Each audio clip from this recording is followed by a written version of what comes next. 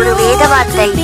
அதற்கு இயேசு, நீ பூரண சற்குணனாயிருக்க விரும்பினால் போய் உனக்கு உண்டானவைகளை விற்று தரித்திரருக்கு கொடு, அப்பொழுது பரலோகத்தில் உனக்கு பொக்கிஷம் உண்டாயிருக்கும், பின்பு என்னை பின்பற்றி வா என்றார்.